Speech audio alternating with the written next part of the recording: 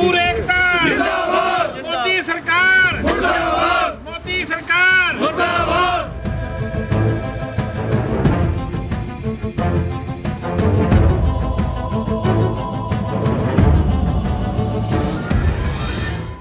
ਅੱਜ ਵਿਜੇ ਕਾਲਰਾ ਜੀ ਸਾਡੇ ਆੜ੍ਹਤੀ ਐਸੋਸੀਏਸ਼ਨ ਦੇ ਪੰਜਾਬ ਦੇ ਪ੍ਰਧਾਨ ਤੇ ਸੀਨੀਅਰ ਵਾਈਸ ਪ੍ਰਧਾਨ ਅਮਰਜੀਤ ਬਾਗਾ ਪੁਰਾਣਾ ਜੀ ਤੇ ਸਾਰੇ 31 ਮੈਂਬਰੀ ਜਿਹੜੀ ਆੜ੍ਹਤੀ ਐਸੋਸੀਏਸ਼ਨ ਦੀ ਪੰਜਾਬ ਦੀ ਬਾਡੀ ਹੈ ਉਹਦੇ ਸਾਰੇ ਮੈਂਬਰ ਸਾਹਿਬਾਨ ਔਰ ਹਰ ਜ਼ਿਲ੍ਹੇ ਦੇ ਪ੍ਰਧਾਨ ਸਾਰੇ ਪੰਜਾਬ 'ਚੋਂ ਹਰ ਜ਼ਿਲ੍ਹੇ ਦੇ ਪ੍ਰਧਾਨ ਅੱਜ ਉਰੇ ਹਾਜ਼ਰ ਹੋਏ ਔਰ ਮੈਂ ਕੱਲ੍ਹ ਗੱਲ ਕੀਤੀ ਸੀ ਇਹਨਾਂ ਨਾਲ ਕਿ ਆਪਾਂ ਇਸ ਮੁੱਦੇ ਦੇ ਉੱਪਰ जो 3 ਕਾਨੂੰਨ बीजेपी ਦੀ ਮੋਦੀ ਸਰਕਾਰ ਸਾਡੇ ਦੇਸ਼ ਵਿੱਚ ਲੈ ਕੇ ਆਈ ਹੈ ਜਿਹਦੇ ਨਾਲ ਸਭ ਤੋਂ ਵੱਡਾ ਨੁਕਸਾਨ ਵੱਡੇ ਪੱਧਰ ਦੇ ਉੱਪਰ ਸਾਡੇ ਕਿਸਾਨ ਵੀਰਾਂ ਨੂੰ ਆੜ੍ਹਤੀ ਵੀਰਾਂ ਨੂੰ ਮਜ਼ਦੂਰਾਂ ਨੂੰ ਵੱਡੇ ਪੈਮਾਨੇ ਤੇ ਹੋਣਾ ਉਸ ਨੂੰ ਲੈ ਕੇ ਸਾਡੀ ਕੀ ਰਣਨੀਤੀ ਹੈ ਉਸ ਨੂੰ ਲੈ ਕੇ ਅਸੀਂ ਅੱਜ ਮੀਟਿੰਗ ਕੀਤੀ ਹੈ ਔਰ ਮੈਂ ਤੁਹਾਨੂੰ ਇਹ ਦੱਸਣਾ ਚਾਹੁੰਦਾ ਕਿ ਆੜ੍ਹਤੀਆ ਹਮੇਸ਼ਾ ਸਾਡੀ ਪੰਜਾਬ ਦੀ ਜਿਹੜੀ ਐਗਰੀਕਲਚਰ ਦੀ ਇਕਨੋਮੀ ਹੈ ਉਹਦੀ ਰੀੜ੍ਹ ਦੀ ਹੱਡੀ ਰਿਹਾ ਹੈ ਆੜ੍ਹਤੀਏ ਦਾ ਕਿਸਾਨ ਨਾਲ ਆੜ੍ਹਤੀਏ ਦਾ ਲੇਬਰ ਨਾਲ ਆੜ੍ਹਤੀਏ ਦਾ ਫੂਡ ਗ੍ਰੇਡ ਏਜੰਸੀ ਨਾਲ ਆੜ੍ਹਤੀਏ ਦਾ ਸਰਕਾਰ ਨਾਲ ਆੜ੍ਹਤੀਏ ਦਾ ਬੈਂਕ ਨਾਲ ਹਰ ਇੱਕ ਜਗ੍ਹਾ ਦੇ ਉੱਪਰ ਆੜ੍ਹਤੀਆ ਇਜ਼ ਅ ਫਲਕਰਮ ਪੁਆਇੰਟ ਤੇ ਇਹ ਸਾਰੇ ਲੋਕਾਂ ਨਾਲ ਸਭ ਦਾ ਆਪਸ ਦੇ ਵਿੱਚ ਇੱਕ 9 ਮਾਸ ਦਾ ਰਿਸ਼ਤਾ ਹੈ ਔਰ ਇਹ ਕੋਈ ਵੀ ਬੰਦਾ ਇੱਕ ਦੂਜੇ ਤੋਂ ਬਿਨਾ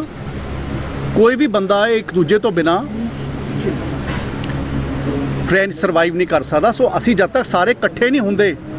तद तक असी कोई भी साथी इस दे विच सस्टेन नहीं कर सकता सो जिहड़ा ये कानून मोदी जी की सरकार लैके आई है ये कानून दे नाल ये सारा जिहड़ा फैब्रिक है ये खत्म हो गया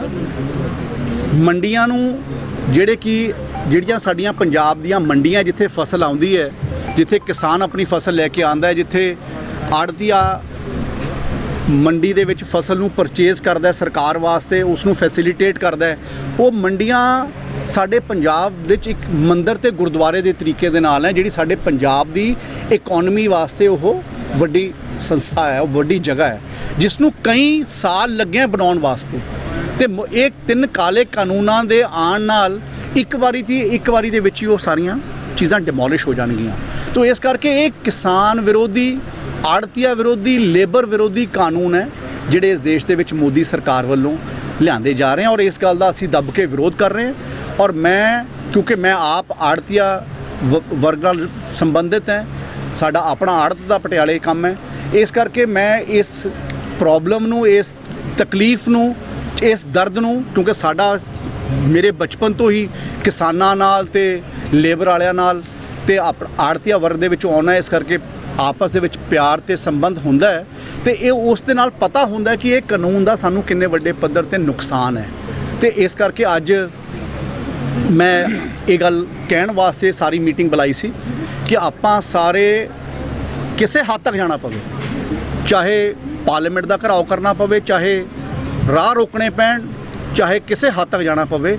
ਅਸੀਂ ਸਾਰੇ ਇਕੱਠੇ ਹੋ ਕੇ ਇਸ ਲੜਾਈ ਦੇ ਵਿੱਚ ਹਿੱਸਾ ਲਾਂਗੇ ਚਾਹੇ ਅੱਜ ਕਿਸਾਨ ਜਥੇਬੰਦੀਆਂ ਨੇ 25 ਤਰੀਕ ਨੂੰ ਬੰਦ ਰੱਖਿਆ ਉਸ ਗੱਲ ਨੂੰ ਵੀ ਪੂਰਾ ਦੱਬ ਕੇ ਅਸੀਂ ਸਪੋਰਟ ਕੀਤਾ ਔਰ ਆਉਣ ਵਾਲੇ ਦਿਨਾਂ ਦੇ ਵਿੱਚ ਹਰ ਪ੍ਰੋਟੈਸਟ ਦੇ ਵਿੱਚ ਵੱਡੇ ਪੱਧਰ ਦੇ ਉੱਪਰ ਅਸੀਂ ਸਪੋਰਟ ਕਰਾਂਗੇ ਅਸੀਂ ਮੂਹਰੇ ਹੋ ਕੇ ਲੜਾਈ ਲੜਾਂਗੇ ਤਾਂ ਕਿ ਇਹ ਸਾਰੀ ਬੀਜੇਪੀ ਦੀ ਮੋਦੀ ਸਰਕਾਰ ਜਿਹੜੀ ਆਪਣੇ ਆਪ ਨੂੰ ਵਪਾਰੀਆਂ ਦੀ ਸਰਕਾਰ ਕਹਿੰਦੀ ਸੀ ਇਹ ਕਾਨੂੰਨ ਲਿਆ ਕੇ ਤਾਂ ਉਹਨਾਂ ਨੇ ਸਾਰਿਆਂ ਦਾ ਸਤਿਆਨਾਸ਼ ਕਰ ਦਿੱਤਾ ਹੈ 7 ਲੱਖ ਲੋਕ ਹੈ ਜਿਹੜੇ ਮੰਡੀਆਂ ਵਿੱਚ ਇਸ ਕੰਮ ਤੋਂ ਆਪਣੀ ਰੋਜੀ ਰੋਟੀ ਖਾਂਦੇ ਹੈ ਉਹ ਸਾਰਿਆਂ ਦਾ ਕਾਰੋਬਾਰ ਉਹਨਾਂ ਦੀ ਰੋਜੀ ਰੋਟੀ ਉਹਨਾਂ ਦੀ ਆਮਦਨ ਦਾ ਜਿਹੜਾ ਹੀਲਾ ਬੀਲਾ ਹੈ ਉਹ ਸਾਰਾ ਤਬਾਹ ਹੋ ਜੂਗਾ ਇਹਦੇ ਨਾਲ ਔਰ ਇਸ ਤੋਂ ਇਲਾਵਾ ਮੈਂ ਇਹ ਵੀ ਸਾਰਿਆਂ ਨੂੰ ਦੱਸਣਾ ਚਾਹੁੰਦਾ ਕਿ ਮੋਦੀ ਜੀ ਦੀ ਸਰਕਾਰ ਵੱਲੋਂ ਇਹ ਜਿਹੜੇ 3 ਕਾਨੂੰਨ ਸਾਡੇ ਦੇਸ਼ ਵਿੱਚ ਲੈ ਕੇ ਆਏ ਗਏ ਹੈ ਇਹ ਬੜੇ ਕਾਰਪੋਰੇਟ ਹਾਊਸਿਸ ਨੂੰ ਮਦਦ ਕਰਨ ਵਾਸਤੇ ਲੈ ਕੇ ਆਏ ਗਏ ਆ ਅੱਜ ਜੇ ਕਦੇ ਕਿਸਾਨ ਨੂੰ ਕਦੇ ਲੋੜ ਪੈਂਦੀ ਹੈ ਤਾਂ ਸਭ ਤੋਂ ਨੇੜੇ ਉਹਦੇ ਵਾਸਤੇ ਉਹਦਾ ਆੜ੍ਹਤੀ ਹੈ ਜੇ ਲੇਬਰ ਵਾਲੇ ਨੂੰ ਲੋੜ ਪੈਂਦੀ ਹੈ ਕਦੇ ਬਾਰੇ ਲੇਬਰ ਵਾਲੇ 6-6 ਮਹੀਨੇ ਦਾ ਐਡਵਾਂਸ ਵੀ ਆੜ੍ਹਤੀ ਤੋਂ ਲੈ ਜਾਂਦੇ ਆ ਕਿ ਭਾਈ ਸਾਡੇ ਘਰ 'ਚ ਦੁੱਖ ਸੁੱਖ ਦਾ ਵਕਤ ਹੈ ਤੇ ਸਾਨੂੰ ਲੋੜ ਹੈ ਔਰ ਇਹ ਗੱਲਾਂ ਇਹਨਾਂ ਦਾ ਆਪਸੀ ਇੱਕ ਰਿਸ਼ਤਾ ਹੈ ਜਿਸ ਨੂੰ ਅੱਜ ਤੋੜਨ ਦੀ ਗੱਲ ਹੋ ਰਹੀ ਹੈ ਤੇ ਮੋਦੀ ਸਾਹਿਬ ਦੇ ਜਿਹੜੇ ਕੁਝ ਦੋਸਤ ਹੈ ਵੱਡੇ ਉਦਯੋਗਪਤੀ ਉਹਨਾਂ ਨੂੰ ਮਦਦ ਕਰਨ ਦੀ ਗੱਲ ਹੋ ਰਹੀ ਹੈ ਪਾਰਲੀਮੈਂਟ ਦੇ ਵਿੱਚ ਵੀ ਕਈ ਜਗ੍ਹਾ ਦੇ ਉੱਪਰ ਐਗਰੀਕਲਚਰ ਮਿਨਿਸਟਰ ਨੇ ਕੋਈ ਸਟੇਟਮੈਂਟਸ ਦਿੱਤੀਆਂ ਜਿਹੜੀਆਂ ਮੈਂ ਸਮਝਦਾ ਕਿ ਉਹ ਅਸੀਂ ਉਹਨੂੰ ਐਗਜ਼ਾਮਿਨ ਕਰ ਰਹੇ ਹਾਂ। ਅਗਰ ਉਹ ਨਾ ਠੀਕ ਹੋਈਆਂ ਤਾਂ ਪ੍ਰਿਵਿਲੇਜ ਮੋਸ਼ਨ ਵੀ ਪਾਰਲੀਮੈਂਟ ਸਾਡੇ ਐਮਪੀਜ਼ ਮੂਵ ਕਰਨਗੇ ਤਾਂ ਕਿ ਅਸੀਂ ਸਾਰੇ ਪਾਸਿਓਂ ਮਾਨਯੋਗ ਮੁੱਖ ਮੰਤਰੀ ਪੰਜਾਬ ਕੈਪਟਨ ਅਮਰਿੰਦਰ ਸਿੰਘ ਜੀ ਨੇ ਪਰਸੋਂ ਆਪਣੇ ਕਿਸਾਨ ਮੇਲੇ ਰਾਹੀਂ ਬੜੇ ਜ਼ੋਰਦਾਰ ਤਰੀਕੇ ਨਾਲ ਆਪਣੇ ਸਟੈਂਡ ਨੂੰ ਸਾਰੇ ਲੋਕਾਂ ਤੱਕ ਜਨਤਕ ਕੀਤਾ ਹੈ ਔਰ ਮੈਂ ਸਮਝਦਾ ਕਿ ਆਪਾਂ ਸਾਰੇ ਇਸ ਲੜਾਈ ਦੇ ਵਿੱਚ ਜ਼ੋਰਦਾਰ ਤਰੀਕੇ ਨਾਲ ਆਪਾਂ ਕੰਮ ਕਰਾਂਗੇ। ਔਰ ਮੈਂ ਇਹ ਵਿਸ਼ਵਾਸ ਦਿਵਾਉਣਾ ਚਾਹੁੰਦਾ ਔਰ ਅੱਜ ਸਾਡੀ ਸਾਰੀ ਜਥੇਬੰਦੀ ਦੀ ਪੂਰੇ ਪੰਜਾਬ ਦੀ ਮੀਟਿੰਗ ਹੋਈ ਹੈ ਔਰ ਮੈਂ ਇਹ ਗੱਲ ਦਾ ਵਿਸ਼ਵਾਸ ਦਿਵਾਉਣਾ ਚਾਹੁੰਦਾ ਕਿ ਮੂਹਰੇ ਹੋ ਕੇ ਇਸ ਲੜਾਈ ਨੂੰ ਲੜਾਂਗਾ,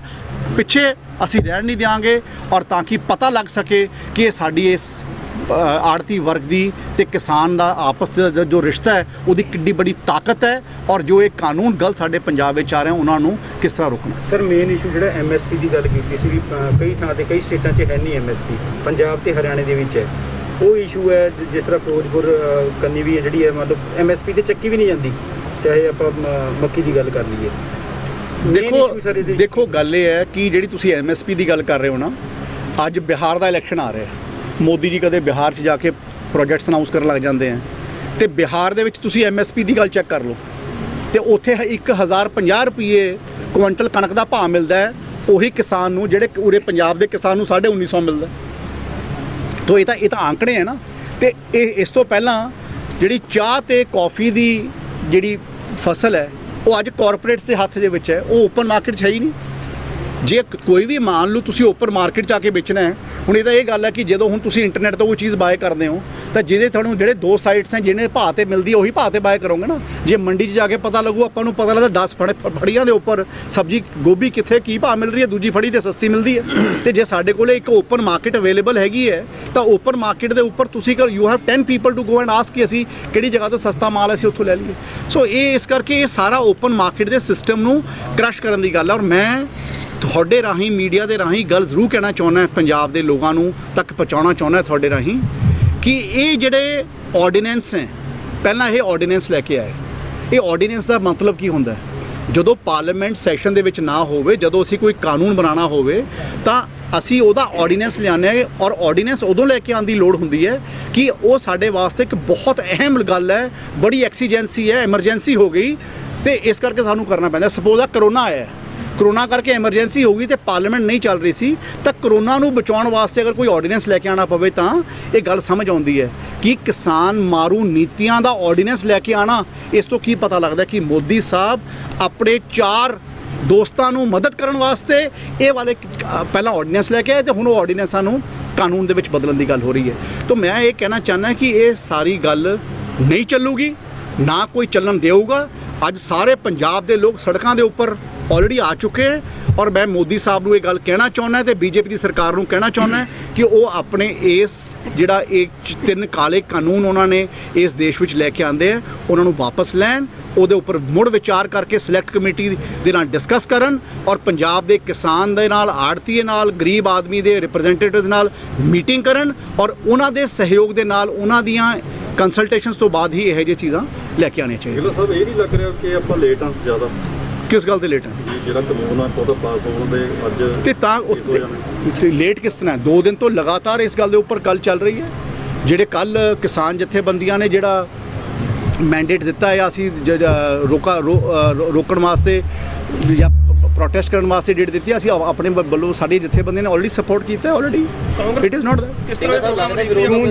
ਕਿਸਾਨਾਂ ਵੱਲੋਂ ਲਗਾਤਾਰ ਵਿਰੋਧ ਕੀਤਾ ਜਾ ਰਿਹਾ ਪਰ ਫਿਰ ਵੀ ਵਿਰੋਧ ਤੋਂ ਬਾਅਦ ਵੀ ਲੋਕ ਸਭਾ 'ਚ ਕੋਈ ਗੱਲ ਨਹੀਂ, ਇਸ ਗੱਲ ਦੇ ਨਾਲ ਘੱਟੋ ਘੱਟ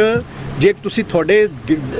ਗਰਦਨ ਦੇ ਉੱਪਰ ਕੋਈ ਮਸ਼ੀਨ ਚਲਾ ਦਿੰਦਾ ਹੈ ਤਾਂ ਮਸ਼ੀਨ ਚੱਲ ਜਾਂਦੀ ਹੈ, ਪਰ ਲੇਕਿਨ ਉਹਦਾ ਜਿਹੜਾ ਦਰਦ ਹੈ ਨਾ ਉਹ ਲੋਕ ਵਾਪਸ ਲੈਂਦੇ ਹੈ। ਇਸ ਕਰਕੇ ਚਿੰਤਾ ਕਰਨ ਦੀ ਇਸ ਗੱਲ ਦੀ ਲੋੜ ਨਹੀਂ ਹੈ ਕਿ ਅਗਰ ਮੋਦੀ ਕੋਲੇ ਅੱਜ ਮੈਂਡੇਟ ਹੈ ਲੋਕ ਸਭਾ ਦੇ ਵਿੱਚ ਤਾਂ ਜਾਂ ਰਾਜ ਸਭਾ ਦੇ ਵਿੱਚ ਉਹਨਾਂ ਕੋਲੇ ਮੈਂਡੇਟ ਹੈਗਾ ਜਾਂ ਉਹਨਾਂ ਨੇ ਕੁਝ ਪਾਰਟੀਆਂ ਨਾਲ ਗੱਲ ਕਰਕੇ ਮੈਂਡੇਟ ਲਿੱਤਾ ਹੈ ਤੇ ਉਹ ਕਾਨੂੰਨ ਨੂੰ ਪਾਸ ਕਰਾ ਲੈਣਗੇ। ਇਹ ਕਿਸਾਨ ਤੇ ਗਰੀਬ ਦੇ ਜਿਹੜਾ ਦਿਲ ਹੈ ਨਾ ਜਾਂ ਉਹਦੇ ਖੂਨ ਪਸੀਨੇ ਦੀ ਜਿਹੜੀ ਕਮਾਈ ਕਰਕੇ ਆ ਮਿਹਨਤ ਕਰਕੇ ਆ ਪੰਜਾਬ ਦੇ ਲੋਕਾਂ ਨੇ ਪੂਰੇ ਦੇਸ਼ ਦਾ ਢਿੱਡ ਭਰਿਆ, ਇਹ ਕਦੇ ਜਾਇਆ ਨਹੀਂ ਜਾਊਗਾ। ਇਹ ਪ੍ਰਮਾਤਮਾ ਦੇਖ ਰਿਹਾ ਸਾਰਾ ਕੁਝ। ਇਹ ਹੰਕਾਰ ਦੀ ਵੀ ਹੱਦ ਹੁੰਦੀ ਹੈ ਤਾਂ ਇਹ ਵਕਤ ਦੱਸੂਗਾ। ਤਾਂ ਇਸ ਕਰਕੇ ਮੈਂ ਕਹਿਣਾ ਚਾਹੁੰਦਾ ਠੀਕ ਹੈ, ਵੀ are all ਅਬਾਈਡਡ by the constitution of the country. ਸਾਡੇ ਸਾਹਮਣੇ ਇੱਕ ਸਾਡਾ ਲੋਕਤੰਤਰ ਹੈ, ਲੋਕਤੰਤਰ ਦੇ ਉੱਪਰ ਕਨਸਟੀਟਿਊਸ਼ਨ ਹੈ ਤੇ ਕਨਸਟੀਟਿਊਸ਼ਨ ਦੇ ਹਿਸਾਬ ਨਾਲ ਚੀਜ਼ਾਂ ਚੱਲਣੀਆਂ। ਉਹ ਚੱਲ ਰਹੀਆਂ ਤਾਂ ਹੀ ਵਿਰੋਧ ਹੋ ਰਿਹਾ ਨਾ, ਤਾਂ ਹੀ ਹਰ ਬੰਦਾ ਸੜਕ ਦੇ ਉੱਪਰ ਆ ਕੇ ਵਿਰੋਧ ਕਰ ਰਿਹਾ ਬਿਕੋਜ਼ ਪਾਰਲੀਮੈਂਟ ਦੇ ਵਿੱਚ ਅਸੀਂ ਉਸ ਨੂੰ ਵਿਰੋਧ ਨਹੀਂ ਕਰ ਸਕ ਰਹੇ। ਕੱਲ ਤੋਂ ਕਿਸ ਤਰ੍ਹਾਂ ਸੰਘਰਸ਼ ਹੋਏਗਾ? ਅਸਤੀਫਾ ਦਿੱਤਾ, ਉਹ ਕਹਿੰਦੇ ਅਸੀਂ ਕਿਸਾਨਾਂ ਦੇ ਨਾਲ ਖੜਾ, ਮੈਂ ਕਿਸਾਨਾਂ ਦੀ ਧੀ ਹਾਂ ਜਿਹਦੇ ਕਰਕੇ ਮੈਂ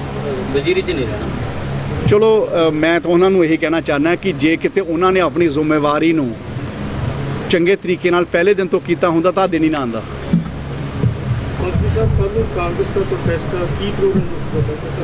ਕੁਛ ਨਹੀਂ, ਸਾਰੇ ਪਿੰਡਾਂ ਦੇ ਵਿੱਚ ਕੱਲੇ ਪਿੰਡ ਦੇ ਵਿੱਚ ਪ੍ਰੋਟੈਸਟ ਹੋ ਰਿਹਾ ਔਰ ਸਾਰੇ ਜਥੇਬੰਦੀਆਂ ਸਾਰੇ ਲੋਕ ਉਸ ਪ੍ਰੋਟੈਸਟ ਦੇ ਵਿੱਚ ਹਿੱਸਾ ਲੈਣਗੇ ਵੱਡੇ ਵੱਧ ਚੜ੍ਹ ਕੇ। ਕੱਲੇ ਪਿੰਡਾਂ 'ਚ ਅਰਬਨ ਏਰੀਆ ਇਹ ਅਰਬਨ ਏਰੀਆ ਜਿਹੜੀ ਜਿੱਥੇ ਵੀ, ਕਿਉਂਕਿ ਅਸੀਂ ਕਰੋਨਾ ਨੂੰ ਦੇਖਦੇ ਹੋਏ ਅਸੀਂ ਇਕੱਠ ਨਹੀਂ ਕਰਨਾ ਚਾਹੁੰਦੇ। ਅਸੀਂ ਚਾਹੁੰਦੇ ਹਾਂ ਕਿ ਇਹ ਡਿਸਇੰਟੀਗ੍ਰੇਟ ਤਰੀਕੇ ਨਾਲ ਹੋਵੇ। ਜਿਹੜੇ ਪਿੰਡਾਂ ਦੇ ਇਕੱਠ ਹੈ ਧਰਨੇ ਉਹ ਪਿੰਡਾਂ 'ਚ ਲੱਗਣ, ਜਿਹੜੇ ਛੋਟੇ ਕੋਈ ਮੰਡੀ ਹੈ, ਛੋਟਾ ਖਰੀਦ ਕੇਂਦਰ ਹੈ, ਉਹ ਖਰੀਦ ਕੇਂਦਰ 'ਚ ਲੱਗ ਜਾਵੇ, ਤੇ ਜਿਹੜੀ ਕੋਈ ਵੱਡੀ ਮੰਡੀ ਹੈ, ਭਵਾਨੀਗੜ੍ਹ ਮੰਡੀ ਹੈ, ਭਵਾਨੀਗੜ੍ਹ ਮੰਡੀ 'ਚ ਅੱਡ ਲੱਗ ਜਾਊਗਾ, ਸੰਗਰੂਰ ਦੀ ਮੰਡੀ 'ਚ ਅੱਡ ਲੱਗ ਜਾਊਗਾ। ਇਸ ਤਰੀਕੇ ਨਾਲ ਇਹ ਜਿਹੜੇ ਧਰਨੇ ਹੈਗੇ ਹੈ ਜਾਂ ਪ੍ਰੋਟੈਸਟ ਹੈਗੇ, ਇਹ ਹਰ ਪਿੰਡ ਦੇ ਵਿੱਚ ਹੋ ਜਾਣ ਤਾਂ ਕਿ ਲੋਕ ਵੀ ਸੈਗਰੀਗੇਟਡ ਰਹਿਣ, ਕਰੋਨਾ ਦੇ ਜਿਹੜੇ ਤੋਂ ਵੀ ਬਚੇ ਰਹੀਏ ਤੇ ਆਪਣਾ ਪ੍ਰੋਟੈਸਟ ਵੀ ਰਜਿਸਟਰ ਹੋ ਜਾਵੇ।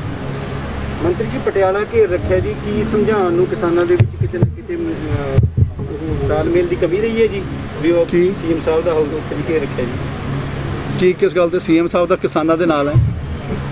ਘੇਰ ਰੱਖ ਫਿਰ ਵੀ ਉੱਥੇ ਨਹੀਂ ਕੋਈ ਗੱਲ ਨਹੀਂ ਨਾ, ਉਹ ਤਾਂ ਹੁਣ ਕਿਸੇ ਹੋ ਸਕਦਾ ਕਿ ਉਹ ਬਿਕੋਜ਼ ਜਥੇਬੰਦੀਆਂ ਹਰ ਰੋਜ਼ ਹਰ ਜਗ੍ਹਾ ਤੇ ਪ੍ਰੋਟੈਸਟ ਕਰ ਰਹੀਆਂ,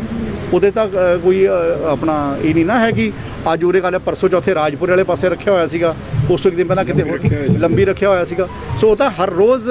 ਪ੍ਰੋਟੈਸਟ ਚੱਲ ਰਿਹਾ। ਸੋ ਉਹ ਤਾਂ ਜਿੱਥੇ ਵੀ ਚੂਜ਼ ਕਰ ਲੈਂਦੇ ਆ, ਠੀਕ ਹੈ। ਸਾਹਿਬ ਜਿਵੇਂ ਅੱਜ ਭਾਰਤੀ ਐਸੋਸੀਏਸ਼ਨ ਨਾਲ ਮਿਲਿਆ ਗਿਆ, ਉਸੇ ਤਰ੍ਹਾਂ ਕਿਸਾਨਾਂ ਨਾਲ ਵੀ ਕੋਈ ਇਸ ਤਰ੍ਹਾਂ ਦੀ ਵਾਰਤਾਲਾਪ ਹੋਏਗੀ? ਬਿਲਕੁਲ ਕਿਸਾਨਾਂ ਨਾਲ ਮੇਰੀ ਤਾਂ ਪਹਿਲਾਂ ਵੀ ਹੋ ਕੇ ਚੁੱਕੀ ਹੈ। ਕੋਈ ਇਹਦੇ 'ਚ ਮਤਲਬ ਮੇਰੀ ਤਾਂ ਸਾਰਿਆਂ ਨਾਲ